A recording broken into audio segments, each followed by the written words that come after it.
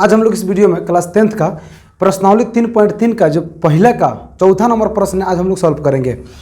चौथा नंबर प्रश्न में जो भी बोल रहा है आपसे बोल रहा है कि प्रतिस्थापन विधि से इसको हल करिए और हिसाब कुछ ऐसे हिसाब से दिया है कि खाली दशमलव का चर्चा किया है। देखिए हिसाब आपके हाथों में हो जाना चाहिए क्योंकि हिसाब बहुत कन्फ्यूजन वाला चीज़ होता है। अगर समझ में आ रहा है तो बहुत बढ़िया, नहीं समझ में आ रहा है तो कोशिश करिए कि इसको अपने कंट्रोल में लाने के लिए। अब देखिए दशमलव वाला दिया है, अगर आप इसको आगे बढ़ाइएगा सिंपल तरीक़ों से तब वो आपका आंसर आएगा। हम लोग कुछ दिमाग लगाकर कुछ आइडिया लगाएंगे और इसको हल्का करके तब आगे बढ़ेंगे। आंसर तो लाना ही है, आंसर उतना ही आएगा जितना आपका आंसर दिया है। अब देखते हैं कैसे आगे बढ़िएगा। तो सबसे पहले देखते हैं कि यहाँ से दशमलव अगर हम उड़ाना चाहें तो उड़ सकता है। और दशमलव के बगल में मात्र एक अंक है तो एक दे करके को जीरो दे देंगे। एक्स वाले को संख्या यहाँ पर नहीं लीजिएगा। यहाँ से अगर दशमलव उड़ाइएगा तो दशमलव के बगल में मात्र एक अंक है तो एक दे करके को जीरो दे दीजिए। और यहाँ से भी उड़ाइएगा तो आपका बट्टा में 10 हो जाएगा। अगर आगे बढ़िएगा तो देखिएगा कि इन दोनों में क्या है कि यहाँ पर अगर अच्छे तरीक़ों से देखें तो यहाँ पर आपका बचेगा 2x, ऊपरवा बचेगा क्योंकि किसी संख्या का अगर जीरो रहता है तो उसका कोई वैल्यू नहीं होता है। तो ऊपर बचेगा 2x, बट्टा में बचेगा 10। यहाँ पर हो गया 2 प्लस और यहाँ पर हो जाएगा ऊपर हो जाएगा 3y और बट्टा में हो जाएगा 10, बराबर में हो जाएगा 13। ऊपरवा 13 बचा, दशमलव हट गया, बट्टा में हो जाएगा 10। आगे बढ़िएगा तो क्या कि इन दोनों को पहले भिन्न का जोड़ बना लीजिए। अब भिन्न के जोड़ बनाने के लिए 10 और 10 अगर लसा रहता है ना तो आपका लसा भी 10 से आता है। और ऊपरवा वाला वैसे ही रह जाता है। ऊपरवा वाला वैसे रह जाता है कब? जब बाटा में जब संख्या दोनों बराबर हो तब। ऊपरवा यहाँ इधर कह रहा है 13/10, बराबर के इधर और बराबर के इधर अगर मैच करता है तो उसको काट देते हैं तो नीचे और नीचे दोनों मैच कर रहा है 10, खत्म करिए। बचेगा 2x प्लस 3y बराबर 13। जो भी आया अब इसको स्पष्ट रूप से कहिए कि देखिए आपका आंसर जो आएगा, समीकरण जो आएगा 2x प्लस 3y बराबर 13, यही चीज़ वह है। बस अब क्या हो गया, थोड़ा सा दशमलव से हम लोग आज़ाद हो गए। समीकरण जो 2 इसको दिया है बनाने के लिए उसको भी लिखेंगे तो समीकरण 2 दिया है यहाँ पर लिख सकते हैं कि फिर 0.4x प्लस 0.5y बराबर 2.3, ऐसा आपको दिया है जो दूसरा का नंबर है। यहाँ से भी वैसे ही करेंगे जैसा इसके साथ किए थे। दशमलव उड़ाएंगे तो बट्टा में 10 होगा, दशमलव उड़ाएंगे तो बट्टा में 10 होगा और यहाँ पर दशमलव उड़ाएंगे तो बट्टा में 10 होगा। ऊपर बचेगा 4x, ऊपरवा बचेगा तो यहाँ पर लिख लीजिए 4x बट्टा 10 हो जाएगा। और यहाँ पर बचेगा 5y बट्टा हो जाएगा 10 और यहाँ पर हो जाएगा 23 बट्टा में हो जाएगा 10। दशमलव जो उड़ा है ख़त्म। आगे बढ़िएगा तो यहाँ पर क्या कि 10 और 10 का लसा निकालिएगा तो आपका आ जाएगा 10 और 10 का लसा 10। और जब नीचे वाला जब संख्या बराबर होता है तो ऊपर वाला वैसा ही के वैसा ही लिख लेते हैं, यानी कि 5y का 5y और यहाँ पर हो जाएगा 23/10।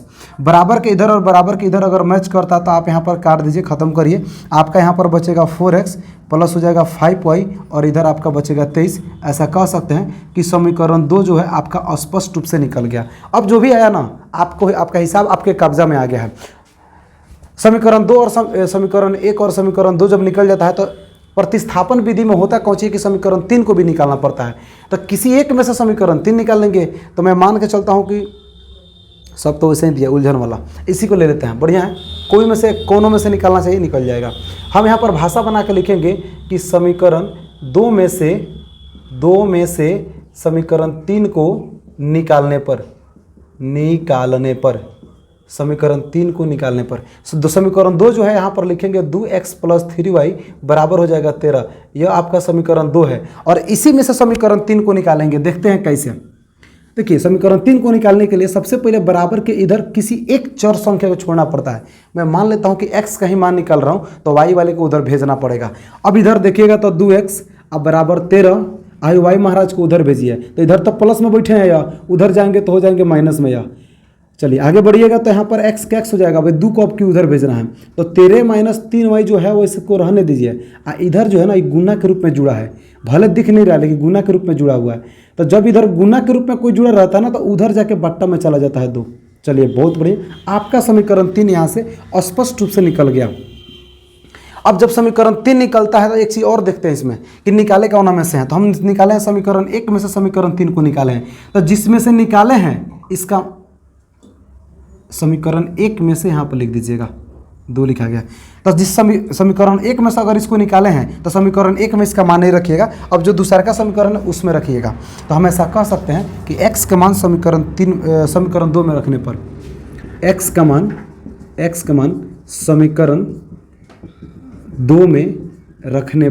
समीकरण 2 में रखने पर तो समीकरण 2 आपका है 4x + 5y = 23।